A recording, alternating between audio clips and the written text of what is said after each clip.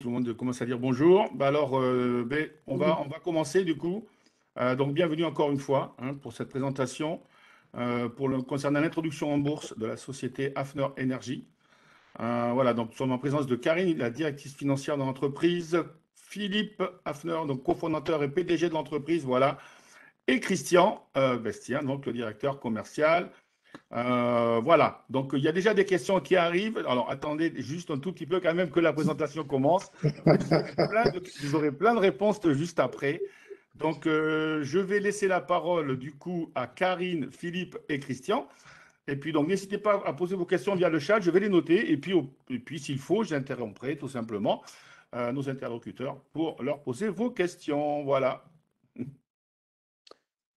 Donc, bonjour à tous. Donc, Christian nous a déjà présenté. Donc, du coup, on va peut-être juste préciser un petit peu. Donc, Hafner Energy, c'est une société familiale de 28 ans d'existence. Donc, c'est beaucoup plus qu'une start-up, hein. Ça fait 28 ans pratiquement depuis le début qu'on travaille dans la valorisation énergétique de la biomasse.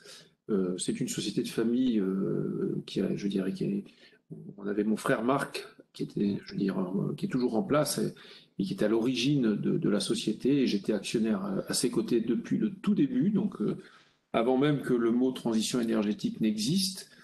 Et ça fait maintenant 15 ans que nous avons compris que l'hydrogène constituerait un vecteur énergétique intéressant pour remplacer les énergies fossiles. Nous étions à l'époque spécialisés dans la production d'électricité à partir de biomasse. On aurait pu s'intéresser à l'électrolyse de l'eau et on a fait un choix plus direct, c'est d'aller chercher directement la biomasse pour des raisons de compétitivité. Et aujourd'hui, on est ravis d'avoir fait ce choix parce que vous allez voir que ça apporte des éléments de différenciation assez extraordinaires par rapport aux technologies alternatives. Donc moi, de mon côté, j'ai rejoint donc l'entreprise en 2008. Et la technologie, on travaille on a fait un basculement stratégique il y a quelques années et on est aujourd'hui 100% dédié au développement de cette technologie NOCA qui est simultanément une technologie de capture de carbone et de production d'hydrogène. Donc, je vais quand même donner deux secondes la parole à Karine et à Christian pour se présenter un petit peu plus que leur simple nom et prénom. Bonjour, je suis Karine Billetrix, je suis la directrice financière d'Hafner Energy que j'ai rejoint en 2021. J'ai une expérience de plus de 25 ans en entreprise, principalement française d'ailleurs, toujours présente à l'international.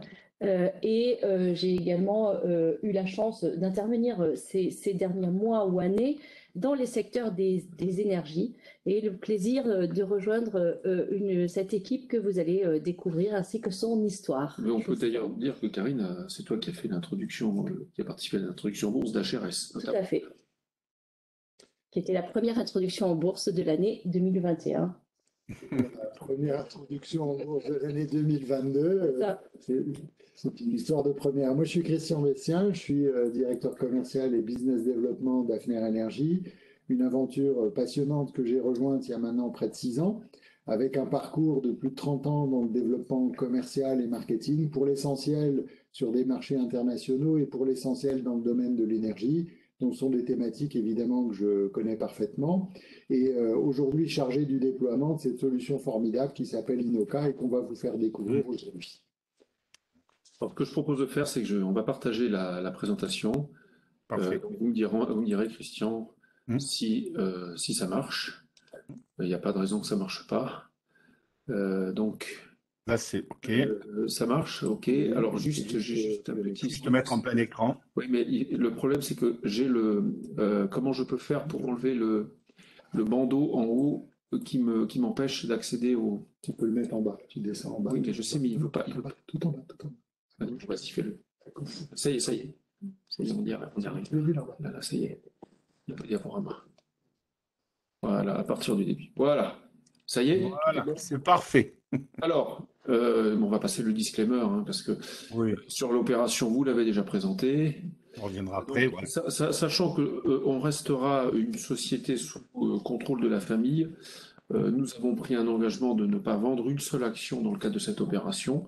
Donc le bloc familial ne fera pas une seule opération de cash-out. Donc voilà, on reste complètement engagé. Et donc ça c'est important à préciser parce que c'est une société de famille. Ça restera une société de famille avec une équipe absolument formidable. Donc je vais bouger ce bandeau, voilà. Une équipe formidable, là, vous avez trois des représentants de cette équipe. Et cette équipe nous a d'ailleurs valu d'avoir une notation ESG très élevée, puisqu'on a eu une note de 67 par Etifinance sur un benchmark de 34. Et ça, c'est important par rapport notamment à tous les fonds ESG qui sont à la recherche de valeurs avec une forte empreinte ESG. Et ça, c'est lié à la gouvernance de la société, à la stabilité de son management. Alors, je vais aller très très vite sur la proposition de valeur et de façon à ce qu'on garde un peu de temps pour évidemment répondre à vos questions. Le concept INOCA, c'est un concept INOCA qui veut dire à la base Hydrogen No Carbon, on pourrait même dire Hydrogen Negative Carbon. Et en fait, c'est un concept modulaire et chaque module est constitué de 3 containers au format 40 pieds. Et pourquoi on a fait ce choix? C'est pour faciliter à la fois la standardisation, l'industrialisation et surtout l'export de la technologie. Parce qu'en fait, c'est le marché de l'export qui constituera le gros de notre marché. La France est un pays formidable, mais le monde a des débouchés qui sont assez extraordinaires. Et pour ça, on a besoin de pouvoir avoir une logistique simplifiée. Donc c'est une techno, chaque module permet de produire environ 360 kg d'hydrogène, entre 360 et 720 kg d'hydrogène. Si on raisonne en électrolyseur, ça fait l'équivalent d'un électrolyseur de 2,2 MW jusqu'à 4,5 MW. Et en fait, on peut rajouter les modules les uns à côté des autres pour aller jusqu'à des capacités de 30 tonnes jour, c'est-à-dire l'équivalent d'un électrolyseur de pas loin de 200 MW. Donc c'est assez considérable.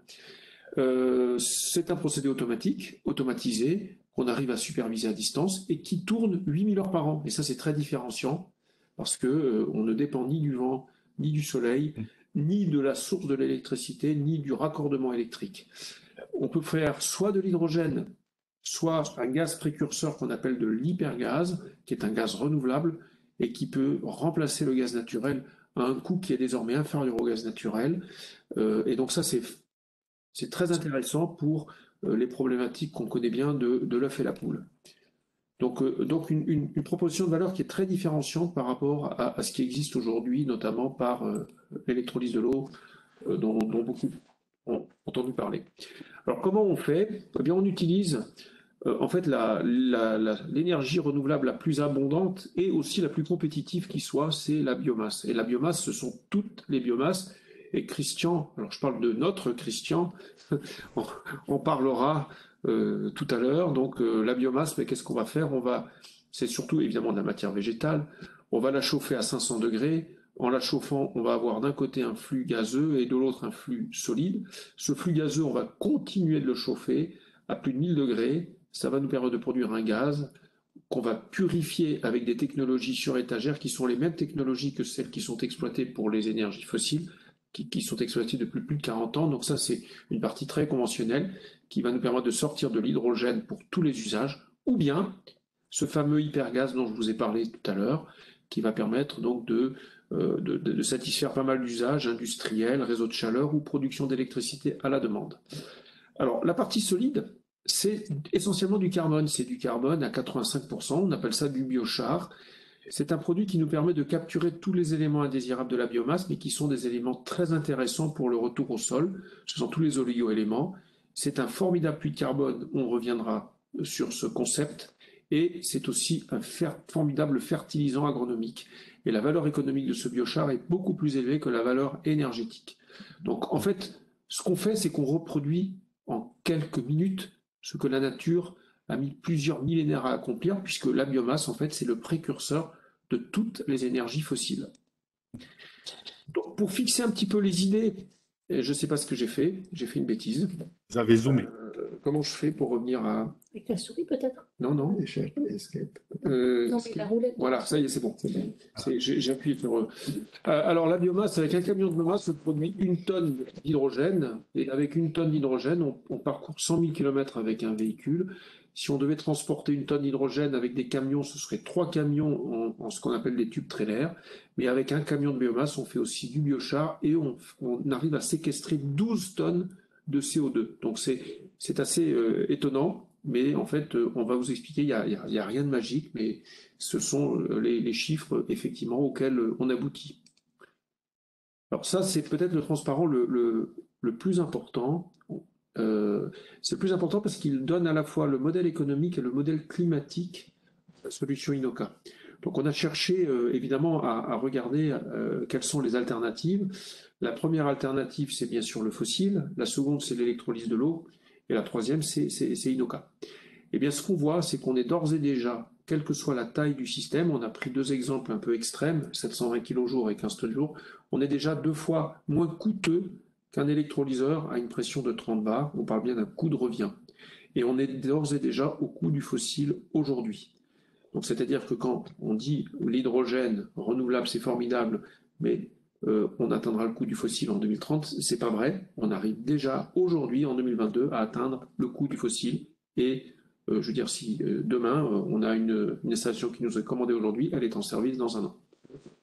Le plus intéressant, il est peut-être à droite, parce que c'est ce qui attire aujourd'hui notamment les clients industriels qui ont un besoin urgent de réduire leurs émissions de CO2. Parce que d'abord, il y a un enjeu effectivement réglementaire, mais il y a aussi un enjeu économique considérable. Le prix du CO2 est passé en très peu de temps de 20 € à pas loin de 100 € la tonne, et ça impacte très fortement certaines industries qui sont très dépendantes effectivement des énergies fossiles et qui sont très fortement émetteurs de CO2. Et en plus avec cette contrainte de 2030 où on doit réduire très fortement les émissions de CO2 au niveau européen.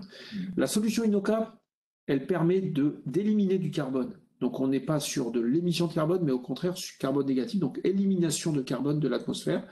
On a fait faire une étude par un organisme indépendant qui s'appelle EVA, qui fait ce qu'on appelle des analyses de cycle de vie.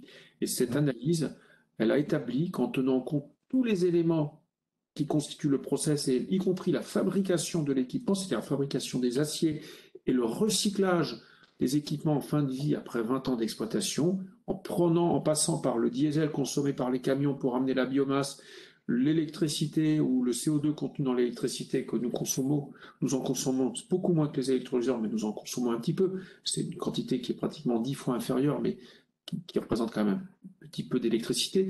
Eh bien, on est à 12 kg d'émissions CO2 négatives, donc retrait de 12 kg de CO2. C'est l'exact opposé, évidemment, de l'hydrogène fossile, où on est à 12 kg de CO2 d'émissions de carbone. Quant à l'électrolyseur, même si on avait un électrolyseur qui consomme 100% d'énergie renouvelable, on aurait quand même des émissions de CO2 qui sont liées à leur analyse de cycle de vie et à l'analyse de cycle de vie des panneaux photovoltaïques et des éoliennes.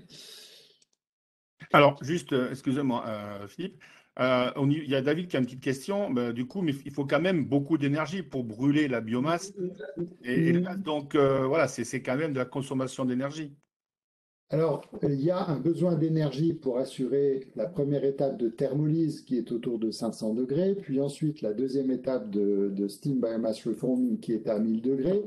Mais toute cette énergie provient d'une part du recyclage en interne dans le procédé et d'autre part de la combustion d'une partie du gaz de synthèse à l'issue de l'extraction de l'hydrogène.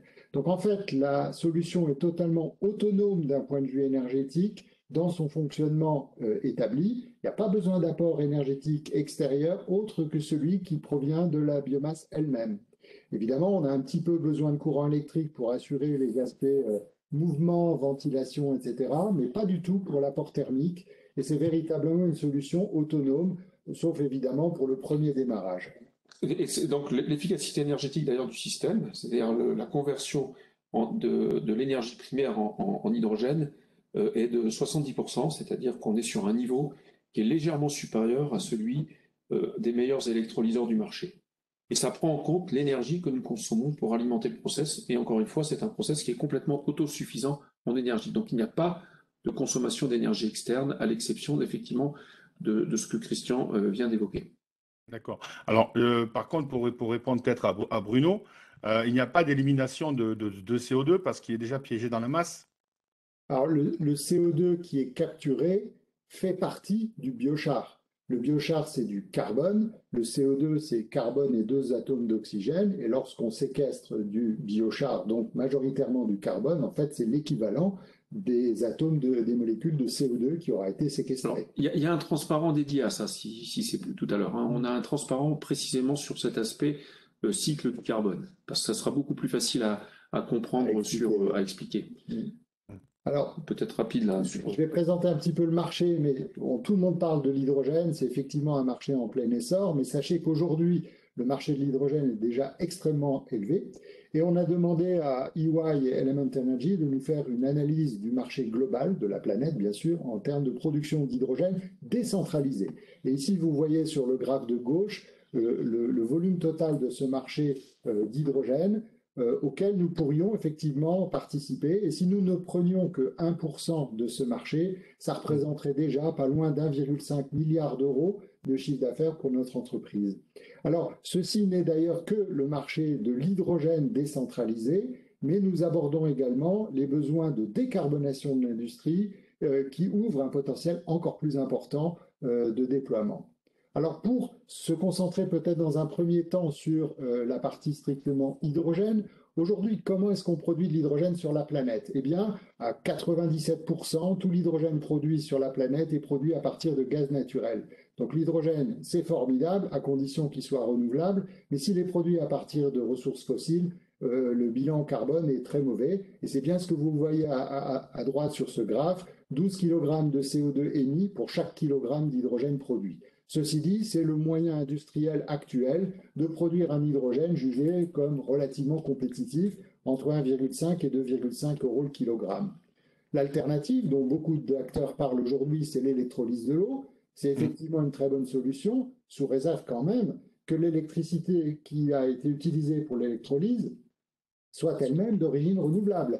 Et dans ces conditions, même avec une électricité 100% verte, comme l'a dit Philippe tout à l'heure, on émet encore 1,9 kg de CO2 par kilo d'hydrogène à un prix et un coût qui est malheureusement bien plus élevé que le vaporeformage. Et c'est l'obstacle principal au déploiement de l'électrolyse de l'eau, en plus de la raréfaction et de l'augmentation de coût de l'électricité verte nécessaire. Comme Inoka n'est pas dépendant ni d'un raccordement électrique important, ni du prix de l'électricité et de sa disponibilité, on échappe tout à fait à cette contrainte, tout en permettant d'atteindre un bilan carbone négatif, 12 kg par kilo, et également des coûts de production qui permettent de challenger réellement l'hydrogène gris issu du vaporeformage. Alors, j'ai juste deux petites questions. Une de Patrice qui se pose la question justement d'où vient cette biomasse, où allez-vous la chercher? Et David qui aimerait juste savoir quelle est à peu près la durée de vie d'une unité de production. Alors, la durée de vie, c'est simple, c'est 20 ans. C'est la durée de conception, et c'est tout à fait conforme au projet que nous avons toujours réalisé. On est sur des cycles de 20 ans. Voilà. Et sur la biomasse, je vais laisser s'exprimer, sachant qu'on a un autre. On a plusieurs transparents qui expliquent la logique de la biomasse. Celui qui est après va vous donner plus de précision. Ici, toutefois, c'est effectivement une préoccupation de certains acteurs de l'hydrogène qui, eux, ne sont pas nécessairement familiers de la biomasse. Eh bien, nous leur proposons à ces acteurs un service spécifique qu'on a baptisé Biomatch, qui va permettre de faire du sourcing de biomasse pour leur compte et leur mettre à disposition la biomasse nécessaire pour le fonctionnement de l'installation. Et ceci grâce à une expérience de plus de 25 ans de Hafner Energy dans le montage de projets de production d'énergie, tout simplement à partir de biomasse, et dont vous voyez quelques exemples dans la partie gauche du slide. Alors, pour répondre à la question sur quelle biomasse, eh bien en fait, la biomasse, c'est quelque chose d'extrêmement varié. Et la partie qui nous intéresse, c'est évidemment pas d'aller couper des arbres, d'aller raser des forêts pour produire de l'hydrogène. Loin s'en faut. Nous, ce qui nous intéresse, c'est justement ce dont les autres ne veulent pas, c'est-à-dire les rémanents, les résidus de l'exploitation forestière ou agricole, qui aujourd'hui ne trouvent pas réellement de débouchés attractifs. Eh bien, nous donnons un débouché nouveau à ces résidus, tels que par exemple des écorces, des sciures, des résidus de taille de vigne, des rafles de maïs ou paille de céréales, et pourquoi pas de fumiers animaux également, qui constituent des gisements extrêmement variés pour alimenter la solution Inoca. Mais la variété, c'est intéressant parce que c'est aussi une manière de ne pas être dépendant d'un seul type de biomasse à l'entrée. Donc effectivement, une grande palette d'entrants est possible, et ce sont des entrants qui ne sont pas du tout en concurrence avec la méthanisation, par exemple. D'ailleurs, dans nos prévisions, on n'a absolument pas prévu d'avoir des cultures dédiées pour des cultures énergétiques dédiées. On n'en a absolument pas besoin. Alors, je vais être un tout petit peu pédagogique sur ce slide par rapport au CO2 pour bien vous faire comprendre le cycle du carbone et le rôle que joue le biochar et Inoca dans ce cycle du carbone. Le cycle naturel du carbone, en fait, le CO2 est capturé par les plantes sous l'effet de la photosynthèse pour produire de la matière organique, du bois par exemple, et à la fin de vie de la plante, cette matière va être dégradée et va se retrouver réémise à l'atmosphère sous forme de CO2. C'est le cycle naturel de cette boucle du CO2. Ce cycle a été interrompu il y a quelques millions d'années pour la production de charbon, de pétrole ou de gaz naturel, et c'est de ces ressources fossiles qu'on puise aujourd'hui l'essentiel de notre économie. Eh bien, en fait, en produisant du biochar, comme on l'a expliqué tout à l'heure, on va piéger à peu près 50% des atomes de carbone qui constituent la biomasse sous forme de biochar. Et ce biochar, c'est du charbon d'origine renouvelable qui va être stocké durablement dans le stock, dans le sol. Définitivement. Définitivement, oui. Et donc, qui va constituer un puits de carbone. Et finalement, on reconstitue des ressources fossiles au travers de ce biochar, qui en plus a des usages agronomiques extrêmement intéressants. Vous arrivez à les séparer pour justement des usages agricoles, etc. Exactement, exactement. D'accord. On va avoir une transparence sur le biochar, justement. Oui. D'accord. Alors, j'ai une petite question de David. Alors, je ne sais pas, je pense que c'est un rapport avec les unités de production. Oui. Il demande donc quelle est l'efficacité moyenne sur la durée, donc sur ces 20 ans. Ben, l'efficacité, en fait, elle n'évolue pas. On est sur une efficacité énergétique de 70%. Et D'accord.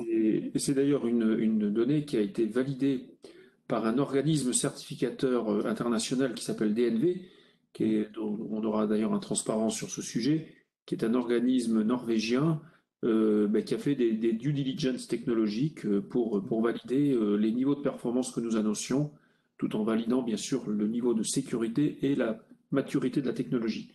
Donc, je redonne la parole à Christian pour le biochar. Pour la partie biochar, oui, en effet. Alors, comme on disait tout à l'heure, ce biochar, il va être retourné au sol et il va stocker durablement, définitivement, du carbone.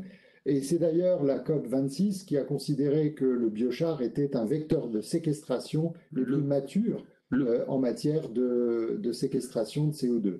Et c'est donc un gisement de réduction de l'effet de gaz à effet de serre de la planète en produisant un maximum de biochar. Alors, ça va permettre effectivement à nos clients de bénéficier de crédits carbone au travers du stockage de ce biochar, mais en même temps, ce biochar, c'est un formidable amendement agronomique puisqu'il va permettre d'améliorer les capacités productives des sols en améliorant la rétention en eau des sols. Je pense notamment à des sols sableux ou des sols très pauvres. On va permettre de réduire la consommation d'eau et de fertilisants ou de produits phytosanitaires grâce à l'utilisation du biochar. Donc ce biochar, non seulement il va générer des flux de revenus importants pour nos clients Inoca, mais en même temps, il va contribuer à la création de ces fameux crédits carbone qui intéressent aussi l'industrie d'ailleurs. On a déjà passé. Oui, pardon. Alors, c'est ce dont je vous parlais tout à l'heure, c'est cet organisme DNV qui est une structure norvégienne organisme de certification et de due diligence que nous avons mandaté pour établir la maturité du procédé, sachant qu'il y a une échelle de maturité qui est pratiquée, qui va de 1 à 9. Lorsqu'on est à 9, c'est qu'on est dans une production de masse. Donc, c'est par exemple lorsqu'un nouveau véhicule sort, c'est lorsque ce véhicule est déjà diffusé de façon massive. Et lorsqu'il est à la veille de sa diffusion, mais prêt à être commercialisé, il est entre TRL 7 et 8, et c'est exactement ce que nous avons. C'est-à-dire que nous sommes aujourd'hui considérés comme matures pour la commercialisation immédiate du procédé Inoca. Et ça a été validé par DNV. La seconde dimension, c'est la dimension performance, et notamment l'efficacité énergétique. bien sûr, parce que de l'efficacité énergétique découle la compétitivité du procédé et DNV a bien confirmé effectivement une efficacité énergétique de 70%. Et dernière dimension, et ça c'est surtout très important pour nos clients industriels, c'est la sécurité opérationnelle. Nous avons adopté une méthodologie qui était celle que nous adoptions lorsque nous réalisions des centrales beaucoup plus complexes de cogénération biomasse avec de la vapeur à 100 bars et à 500 degrés et des turbines à 10 000 tours minute. Là, nous, on est sur des machines à 30 tours minute qui tournent à 1 bar. Donc, on a en fait fait un choix technologique d'une très grande sécurité puisqu'on ne travaille pas en pression atmosphérique pour toutes les parties chaudes. Et en plus, on a adopté les procédures ASOP, qui sont les méthodologies les plus rigoureuses pour évaluer les différents risques et de trouver les parades face à ces risques. Donc on a les 3 dimensions qui ont été parfaitement validées par DNV. D'accord. J'ai une petite question j'ai 2 petites questions. Bertrand qui demande quelle est la quantité de biochar à peu près produit par an en fait, et est-ce qu'il y a assez de surface pour le stockage? Et deuxième question de Christian, est-ce que vous avez déjà réalisé des essais donc en grandeur nature, même sur des unités un petit peu plus de moindre importance? Voilà, alors il y a un terme très technique, donc je pense qu'il c'est ce qu'il dit. Je ne sais pas, en étant plus clair, je lis quel est le MRL aujourd'hui. Voilà. Alors, donc déjà, je vais te laisser répondre sur cette partie-là, Christian. Mais par contre, sur la partie est-ce qu'on a fait des essais? Oui, on a contracté un institut, l'Institut Carnot-Micrac, qui est un institut public à Colmar, à Mulhouse, pardon, qui travaille sur le sujet, sachant que le biochar est un produit qui est déjà très connu. Et en termes de débouchés, on est pratiquement, c'est des débouchés qui sont je ne veux pas dire infinis. Qui sont en plein essor. On est des substituts à la tourbe qui est désormais interdite d'usage. C'est pas un engrais, mais ça se substitue à des engrais parce que ça favorise la croissance des plantes. Et il n'y a pas vraiment de limite identifiée. D'ailleurs, la COP26 a considéré qu'on pouvait considérer une élimination de 4,8 gigatonnes de CO2 par an avec le biochar, donc 4,8 gigatonnes. Avant d'arriver à ce chiffre-là, on est très très très loin du compte aujourd'hui. Alors ensuite, sur la question... Oui, pour répondre aussi à la quantité de biochar produite, une station comme celle de Strasbourg que vous avez à l'écran va produire environ 1500 tonnes de biochar par an. Et effectivement, les usages du biochar sont colossaux, sont considérables, à la fois pour l'agriculture intensive, qui est en plein développement, mais aussi pour tout ce qui est substrat de culture. Les terreaux que vous achetez en jardinerie, aujourd'hui, ne peuvent plus contenir de tourbe. Eh bien, on utilise du biochar en complément des composts qui servent à constituer ces substrats de culture.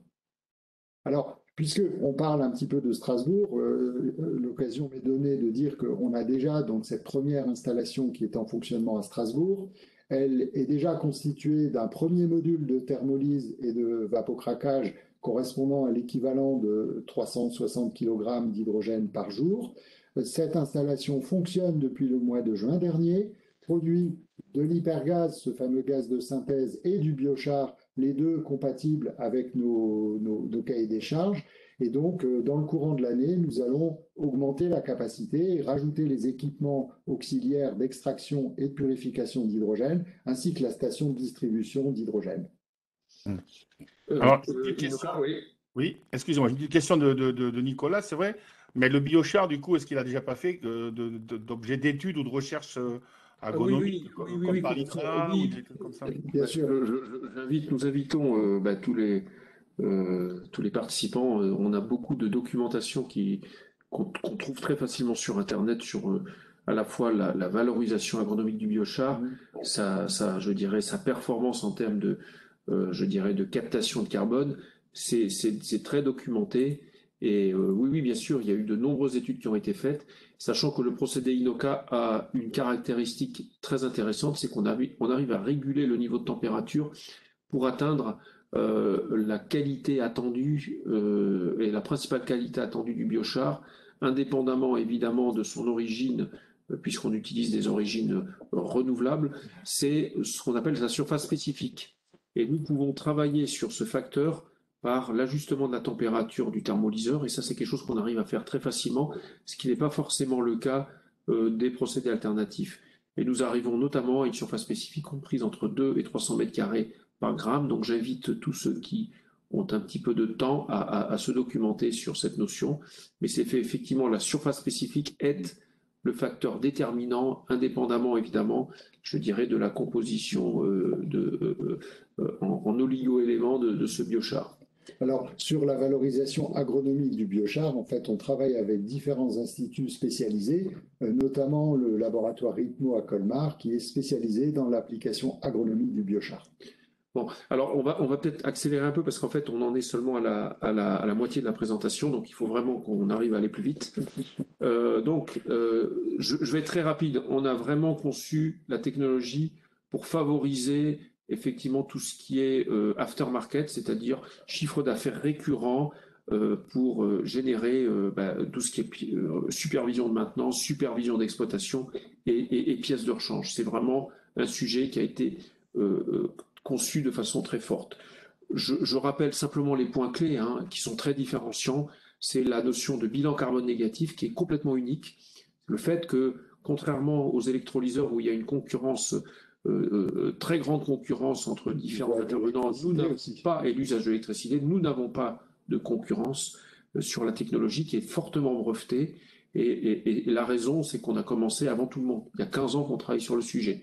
Donc c'est une techno qui est très agile, très flexible et qui est capable d'être implantée bien avant, je dirais, des technologies alternatives parce que nous ne dépendons pas d'un raccordement électrique ni du coût de l'électricité.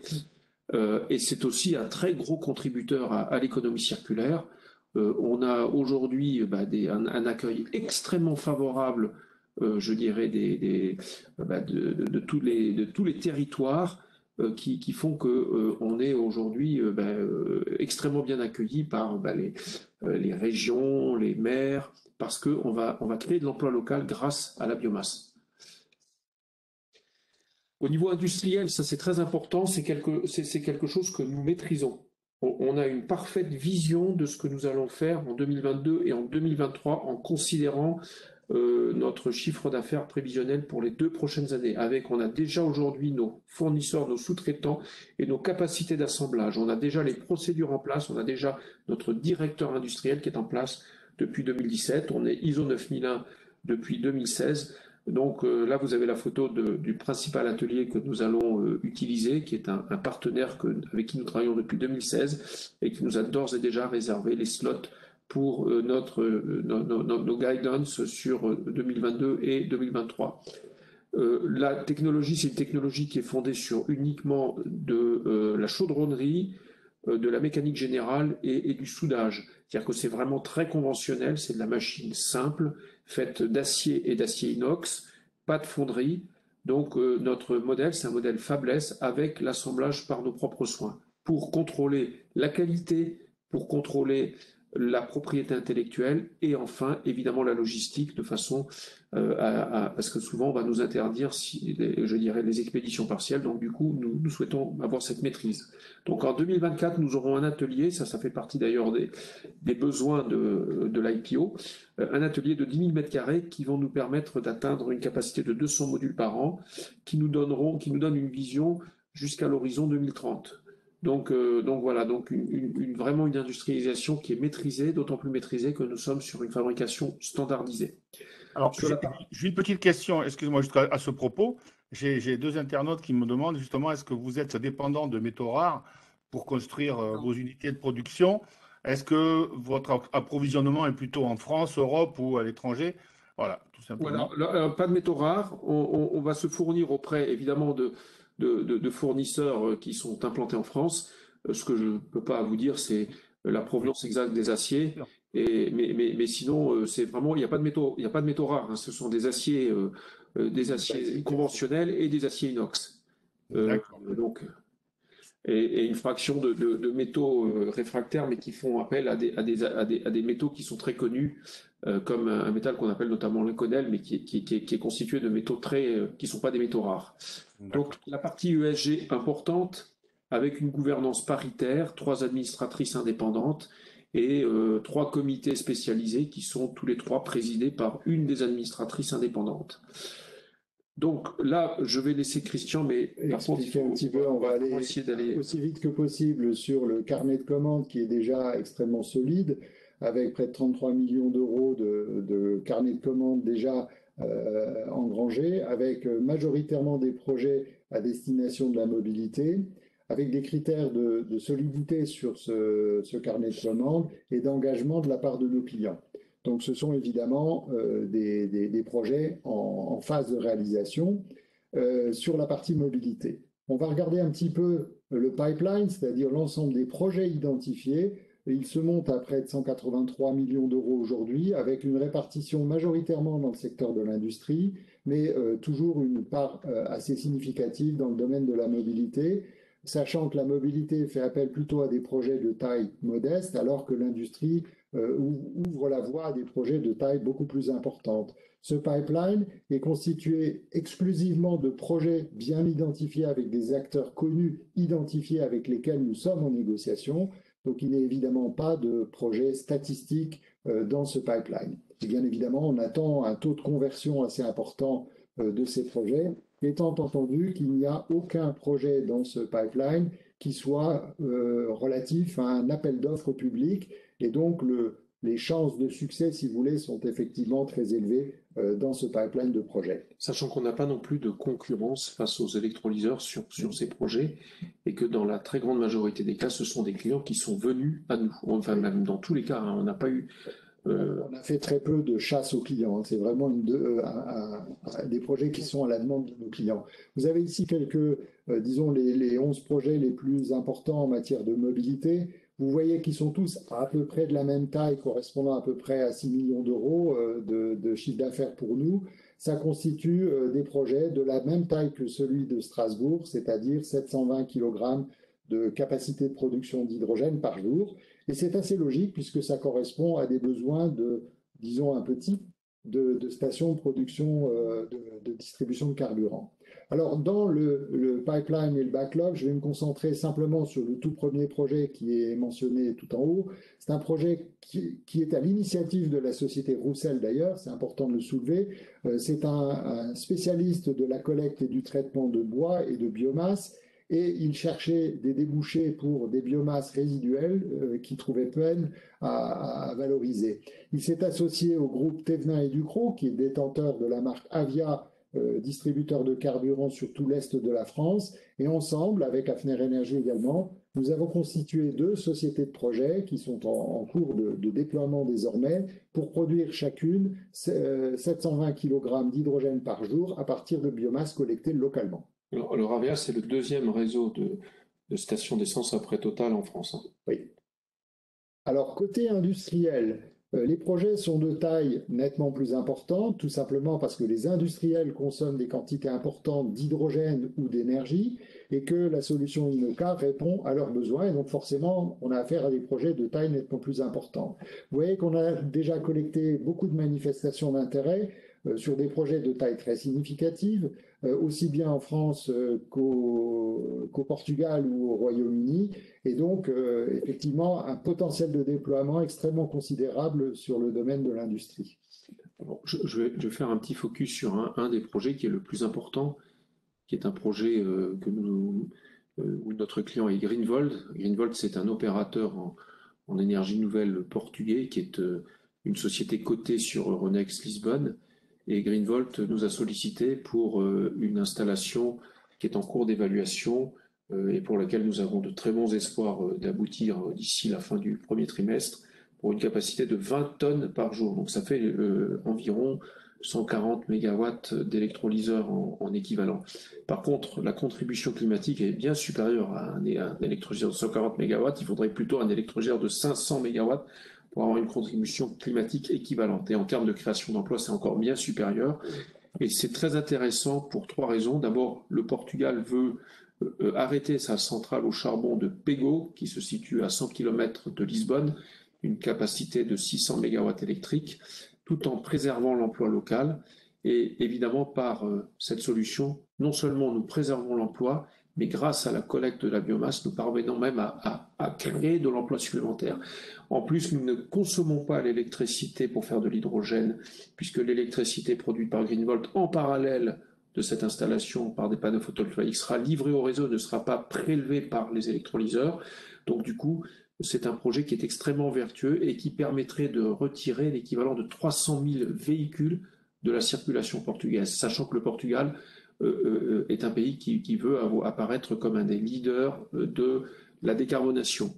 Donc on a aujourd'hui un accueil qui est très favorable dans la presse portugaise, que vous retrouverez assez facilement, et c'est un projet quand même assez révélateur.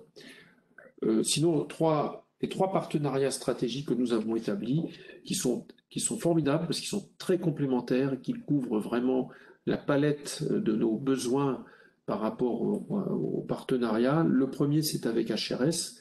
HRS, d'ailleurs, Karine était la directrice financière auparavant. HRS, nous avons de très très bonnes relations avec HRS. Nous finissons notre production à 30 bars, donc nous produisons de l'hydrogène à 30 bars. HRS commence à prendre de l'hydrogène en charge à 30 bars. Donc on ne pouvait pas rêver mieux. Donc on est totalement complémentaires dans la chaîne de valeur. Et en plus, ce qui est assez fantastique, c'est que HRS a des forces commerciales dans des territoires où nous avons nous-mêmes aucune présence et inversement. Et donc nous allons pouvoir avoir une offre commune avec HRS et offrir systématiquement des stations HRS en complément de nos stations Inoca qu'on va pouvoir intégrer en EPC ou en consortium. Les deux solutions sont possibles au choix du client. Et inversement, HRS va proposer nos stations dès lors qu'il n'y a pas de contrainte d'un client qui dit « moi je veux absolument un électrolyseur ». Donc un partenariat qui devrait profiter très fortement aux deux sociétés de façon très rapide, qui ne fait pas du tout partie de notre prévision actuelle, puisque c'est un partenariat récent, mais nous avons d'ores et déjà identifié de très nombreux projets communs, et donc c'est quelque chose qui sera très structurant pour nos deux sociétés. Donc HRS s'engage par ailleurs à mettre 8 millions d'euros dans le cadre de l'introduction en bourse en cours.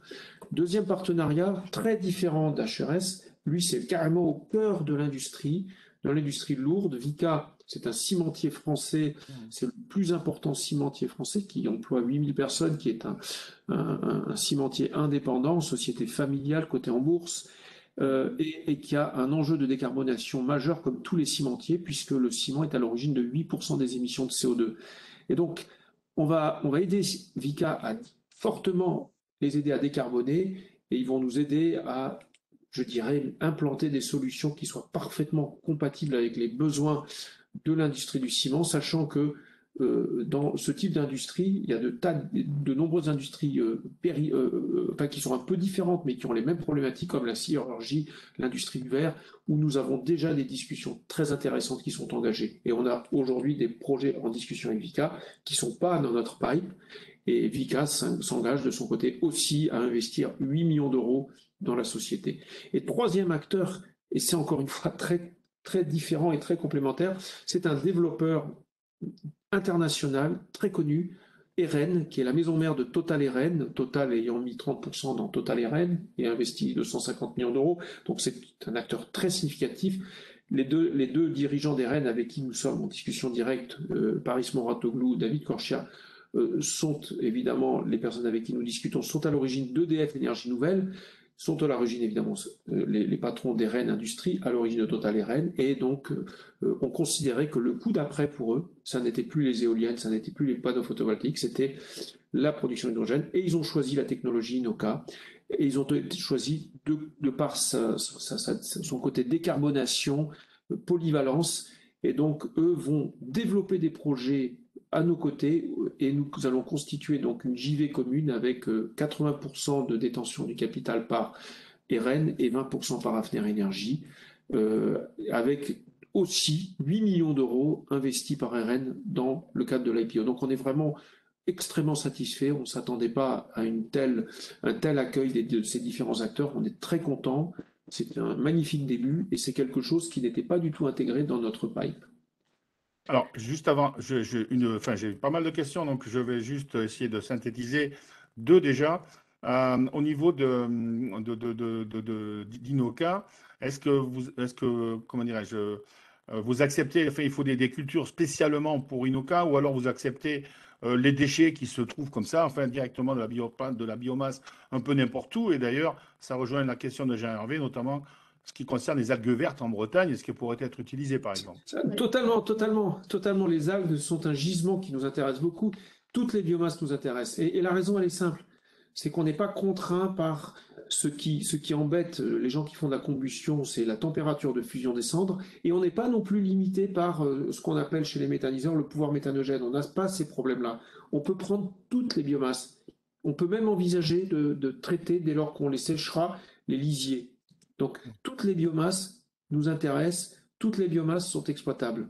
Il faut simplement, effectivement, que le réglage, on modifie les paramètres de fonctionnement, mais ce sera la même machine qui va pouvoir utiliser du bois, de râpe de maïs, de la pulpe de betterave, des algues. C'est une machine d'une extraordinaire polyvalence.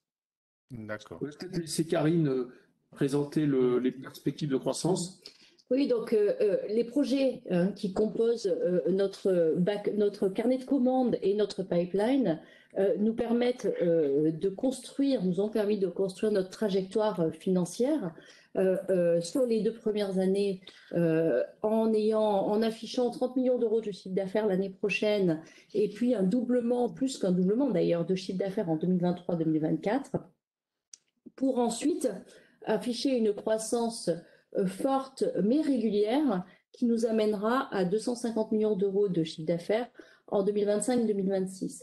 Alors, ce chiffre d'affaires et comme il prend ancrage dans ces projets, part de la mobilité d'abord, et puis va très rapidement être alimenté par les projets industriels que vous avez vus, qui sont des projets d'ampleur nous permettant d'envisager de projeter ces 250 millions. En termes d'EBITDA, nous prévoyons de dépasser 25% d'EBITDA à horizon 2025-2026. Et enfin, il faut savoir que donc les leviers de notre croissance du coup sont doubles, sont d'une part le déploiement de la mobilité dans le monde et d'autre part l'accélération de la décarbonation de l'industrie. Nous serons à l'équilibre des BITDA en 2023-2024. En plus de ça, nous avons des opportunités qui ne sont pas intégrées. Je vois Philippe qui. Non, effectivement, on a mis 2025, mais c'est pas un aboutissement 2025, c'est une étape. Et les projets que nous avons en discussion aujourd'hui, notamment dans l'industrie, nous permettent de considérer que le taux de croissance restera le même pour les années qui suivront. Ça donne un petit peu l'idée des perspectives de croissance. Alors, l'atout les 3 upsides qui n'ont pas été mis dans les guidance, c'est d'une part ce que Christian évoquait tout à l'heure, donc je parle de Christian Bessien, évidemment, c'est effectivement le fait d'être fournisseur de la biomasse et récupérateur du biochar. Ça, c'est quelque chose que beaucoup de clients nous demandent déjà, tout simplement parce qu'on a cette compétence et qu'ils ne l'ont pas. Et donc, c'est quelque chose qu'on va facturer. On a déjà quelqu'un qui travaille sur le sujet à plein temps et on sera pleinement opérationnel d'ici 2023.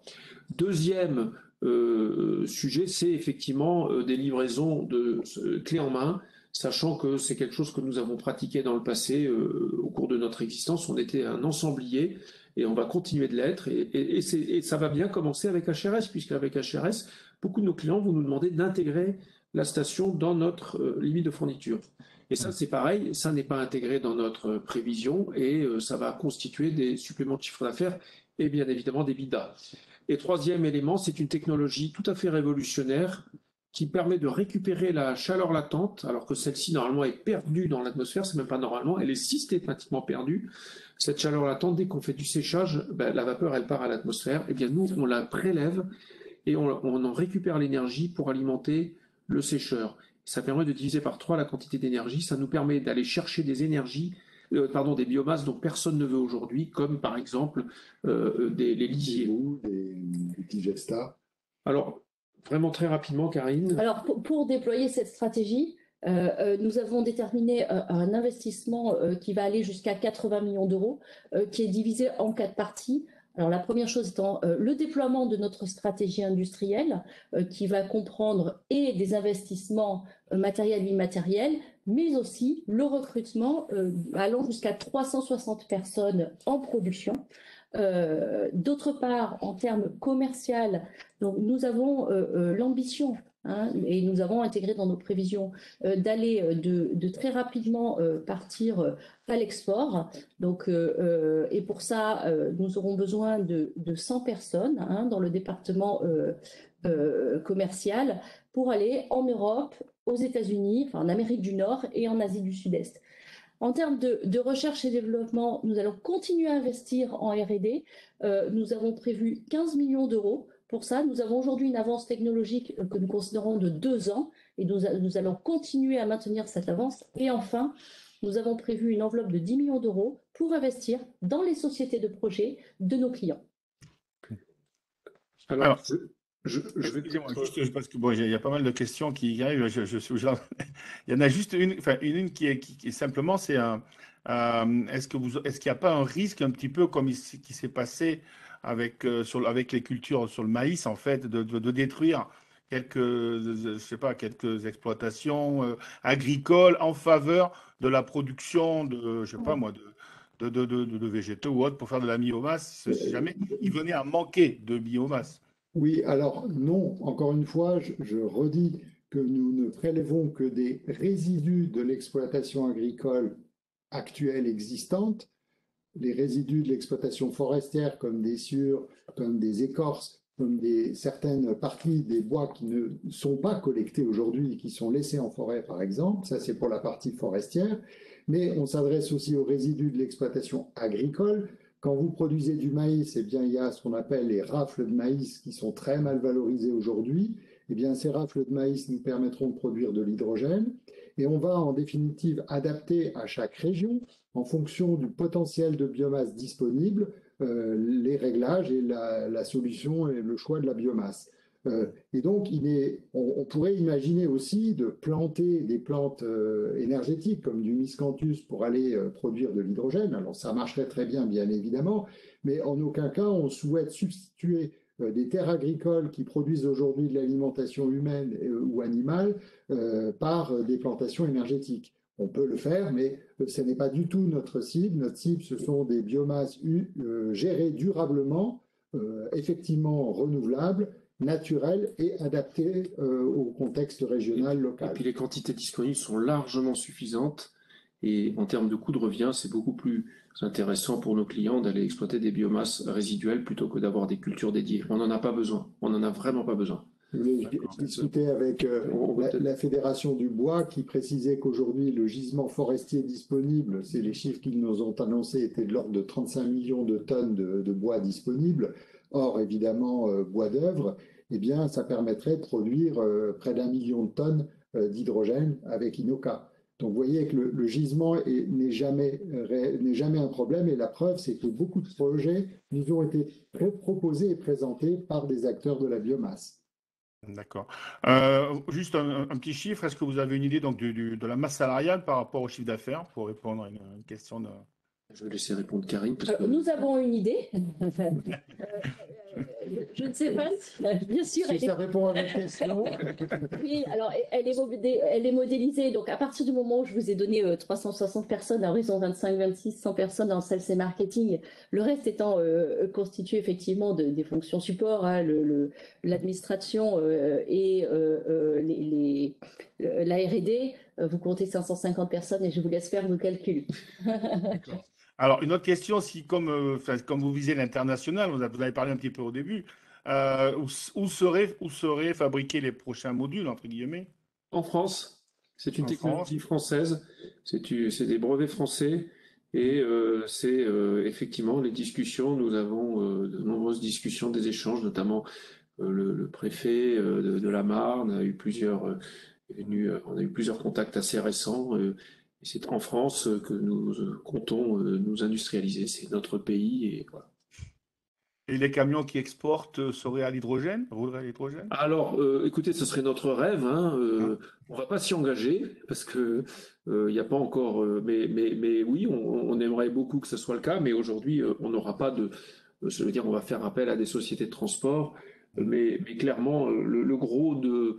D'ailleurs, quand je dis fabriqué en France, c'est beaucoup plus que l'assemblage, c'est même les sous-traitants que nous avons identifiés. Aujourd'hui, pour arriver à notre chiffre d'affaires 2030, nous avons regardé quelle était la capacité de production de la seule région Grand Est. Mais on a des régions comme la Normandie qui nous font des appels de pied, on en a d'autres, on a eu récemment des... donc on est extrêmement sollicité, même la Franche-Comté, donc il y a des sous-traitants partout, mais ça sera en priorité bien sûr la France. Et pour répondre à Jean-Paul, du coup, est-ce que vous êtes en contact avec genre des déchetteries, vous savez, collectivités locales? Parce que... Oui, beaucoup, beaucoup, beaucoup, beaucoup, énormément. Énormément de. Alors, c'est pas spécialement des déchetteries, mais effectivement des collectivités territoriales. On est extrêmement sollicité par de nombreuses villes qui veulent valoriser effectivement leurs déchets verts, mais sachant que pour pouvoir faire du biochar, il faut qu'on puisse avoir une matière propre. Il ne faut pas que ce soit du déchet classé déchet, parce qu'on ne peut pas se permettre de commercialiser, mais techniquement ça ne poserait aucun problème, c'est juste qu'on a besoin de justifier le fait que ce soit du biochar. Mais on n'a encore une fois aucun sujet biomasse. D'ailleurs, pour donner un chiffre, nos guidance ne consommeraient même pas 5% à l'horizon 2030 de la biomasse disponible en France et non sans concurrence d'usage, c'est-à-dire inexploitée aujourd'hui. Et par exemple, la région Bretagne nous a sollicité depuis assez longtemps pour valoriser les tailles de haies bocagères qui aujourd'hui posent un souci. Il y a très peu d'exutoires possibles pour ce type de biomasse. Et là, on a vraiment un exemple parfait d'un écosystème qui pourrait se nourrir de biomasse collectée localement et servir les besoins de mobilité régionale. C'est clairement comme on dit en anglais, un game changer assez massif. Et c'est un petit peu, ça me fait penser à quand on a eu l'arrivée de ces fameux vaccins ARN messager, les gens pensaient aux vaccins traditionnels et finalement l'ARN messager s'est révélé beaucoup plus agile. On a cette agilité parce que cette non-dépendance au réseau électrique, cette compétitivité d'hydrogène et cette décarbonation massive conjuguée qui sont pour nos clients des atouts irrésistibles. Et c'est pour ça que dans les projets que nous avons, il n'y a plus de concurrence en face. Nous n'avons pas de concurrence pour aucun des projets que nous avons en pipe. Juste pour répondre à un client, même McPhy, ce n'est pas vraiment un concurrent direct? Alors, McPhy fait de l'hydrogène, mais par contre, ils ne font pas de décarbonation. Enfin, ils font une décarbonation parce qu'ils sont, dans le meilleur des cas, neutres, mais ils ne sont pas carbone négatifs. Et le coût de l'hydrogène, il est lié au coût de l'électricité. Il faudrait qu'ils aient une électricité à 10 € le kilo pour envisager avoir un coût de revient d'hydrogène qui soit compatible. Mais McPhy va pouvoir utiliser par exemple des excédents d'électricité, ce n'est pas notre sujet. Donc pour de la production décentralisée d'hydrogène, la solution Inoka pour nous est beaucoup plus agile et rapide à mettre en œuvre. Mais non, McPhy, on n'a jamais eu McPhy comme concurrent. Par contre, on a eu McPhy comme fournisseur pour la station de Strasbourg. Et juste pour avoir une petite idée, encore pour répondre à une petite question, est-ce que c'est à peu près combien le coût d'une installation ou d'un module? Alors, si on raisonne sur une station pour la partie production d'hydrogène, j'insiste, production uniquement d'hydrogène, on est sur des enveloppes budgétaires qui sont de l'ordre de, vous l'avez vu sur les chiffres qu'on a présentés tout à l'heure, une station de 720 kg par jour, on va être de l'ordre de 5, 6, 7 millions d'euros selon les accessoires et auxiliaires qui seront nécessaires à l'installation. Ce qui correspond à l'équivalent d'un électrolyseur en production de 4,5 MW. Mais sauf que le coût d'exploitation, c'est-à-dire les OPEX, sont beaucoup plus bas du fait du coût de la biomasse, qui est extrêmement compétitive. Et notamment parce que l'électrolyseur, s'il fonctionne avec de l'électricité 100% verte, ne peut pas fonctionner plus de quelques milliers d'heures par an, alors qu'avec notre procédé, on fonctionne en continu, la biomasse est stockable, et donc on peut très bien faire fonctionner l'Inoka 8000 heures par an. Donc il y a un amortissement du CAPEX qui est beaucoup plus facile du fait du nombre d'heures de fonctionnement.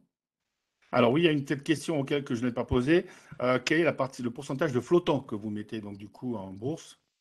Alors, de mémoire, déjà, l'IPO représente, alors évidemment ça dépendra, on est sur la fourchette de prix, mais ça représente une augmentation de capital de l'ordre de 22 ou 23%. Alors ensuite, sur la partie flottant pur et dur, je ne sais pas s'il y a un de nos banquiers qui est en ligne avec nous pour préciser cette question, mais on est sur un flottant qui est assez significatif. Est-ce qu'il y a un de nos banquiers en ligne? Je pose la question. Ou Newcap. On le présente. C'est présenté dans C'est présenté, de toute façon, c'est présenté dans le document d'enregistrement. Je préfère ne pas dire de bêtises, mais le flottant est significatif puisque c'est une des questions, c'est un des sujets, mais je préfère ne pas vous dire de ça en net. Mais de toute façon, c'est une information qui est. C'est dans c'est 15% post-IPO. C'est le chiffre que vous avez d'ailleurs dans le PowerPoint. On a été un petit peu vite sur cette partie. Pas de souci. Je vais reprendre peut-être la main. Dans le flottant, on déduit évidemment tout ce qui est investisseurs fonds qui vont rester effectivement avec des lock-up. Donc voilà. D'accord. Je vais reprendre la main pour montrer comment participer à l'introduction sur le site Bourse Direct. En attendant, est-ce que vous pouvez juste répondre à une question? Est-ce que vous avez des aides de l'Europe, tout simplement? Alors aujourd'hui, nous, on a fait le choix de développer notre modèle en ne tenant pas compte des aides, mais oui, nous avons sollicité, je dirais, des aides sur des programmes, pas sur la société.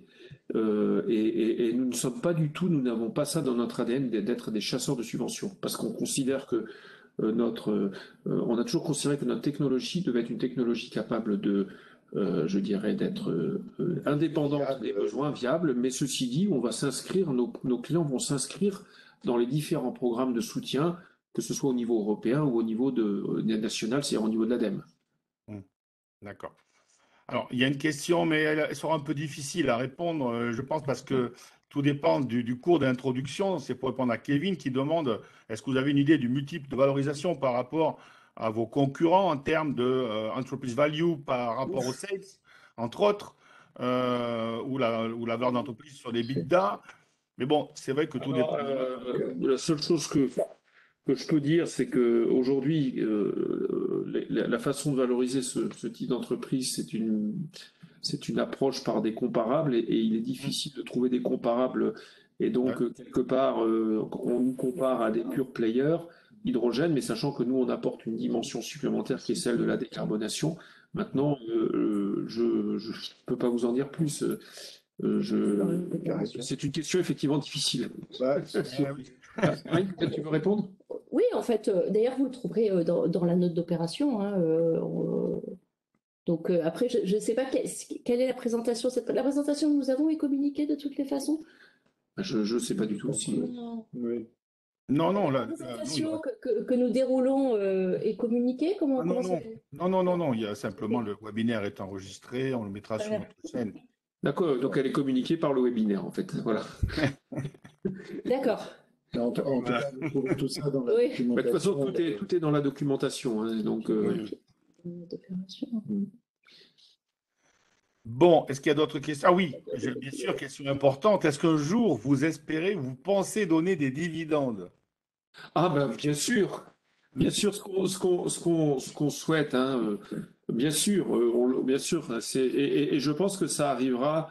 Comme le dit Karine, on sera à l'équilibre dès l'année prochaine. Ça veut pas dire l'année prochaine, mais ça veut dire que oui, bien sûr, qu'on compte donner des dividendes et on espère bien donner des dividendes.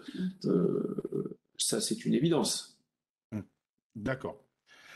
Bon, je vois que pour l'instant, il n'y a pas d'autres questions. Alors, en attendant, peut-être que pour que les internautes posent leurs dernières questions, je vous montre le chemin sur le site Bourse Direct pour réserver vos titres. Donc, c'est dans votre espace privé, dans outils et dans mes comptes. Dans mes comptes, il y a un onglet qui s'appelle Introduction en bourse. Et vous arrivez directement sur Hafner Energy parce qu'il n'y en a pas d'autre, tout simplement. Je vous rappelle que c'est une offre à prix ouvert. Donc, la fourchette indicative est entre 8 € et 9,50 €. C'est une valeur qui est éligible au PEA et au PEA PME. Voilà, donc vous avez justement la notice AMF, donc réglementaire, que vous pouvez télécharger ici, tout simplement. Hein, donc, vous pouvez la lire.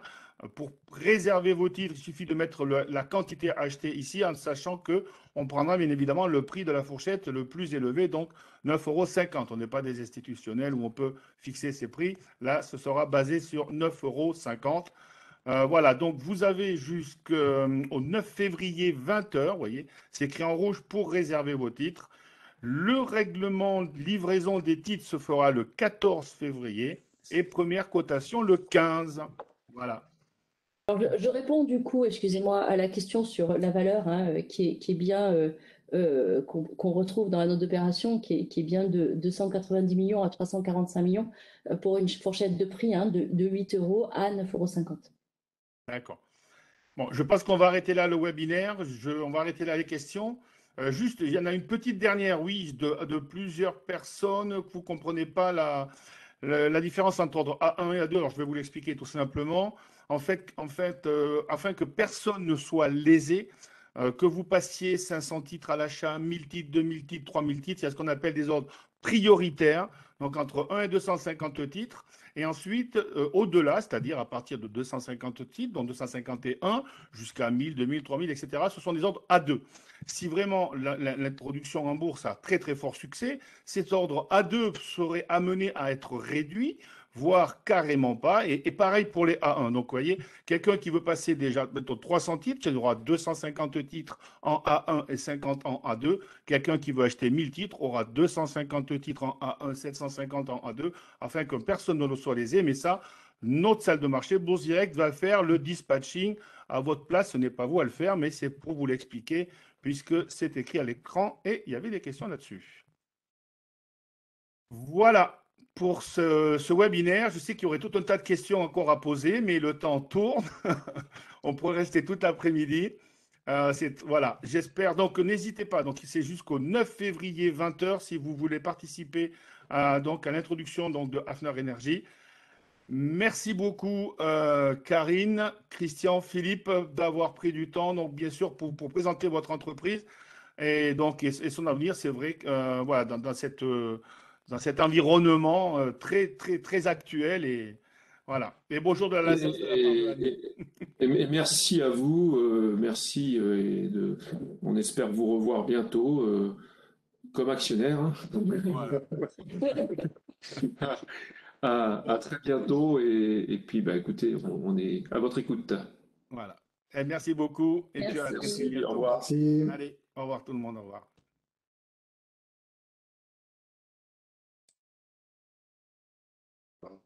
C'est là.